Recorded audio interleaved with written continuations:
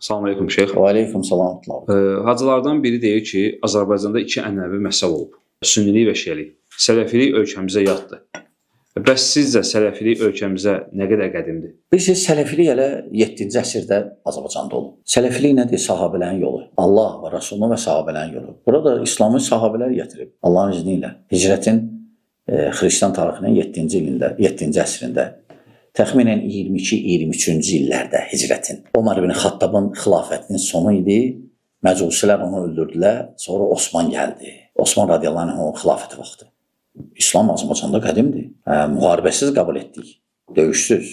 Ona görə o deyənlər özləri ola bilsin, onlar təzədir. Onlar təzədir. Sadəcə elə təbliğat gedir, elə sələfiliyi yad göstərmək istəyirlər, zid göstərmək istəyirlər ölkəyə, vətənə, hakimiyyətə və s. Hələ təbliğatçılar var, aydın. İkinci bilirsiniz, indi biz hərdən qardaşlar nəsə yollayırlar. Belə təqdim edir ki, biz vahabilərlə. Yəni söhbətin əvvəli, yəni fikir versəz də, söhbətin əvvəli əgər məsələn veriliş tutaq ki 1 saatdır, 1 dəqiqə vahabiliylə başladı. Sonra keçir sünnilərə. Başlayır İmam Əhməd belə, Əbu Hanifə. Əbu Hanifə yaxşı vahabi olub. Başlayır sahabələr, Ömərdən danışmağa, nə bilim, Ömər Vahab oldu.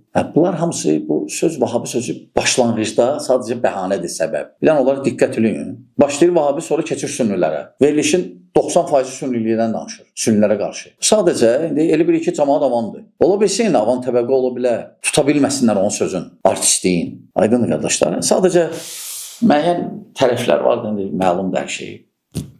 Biz çox təfsilat vermək istəmirik. İstifadə edirlər sadəcə. İstifadə edirlər bu şey, bəli.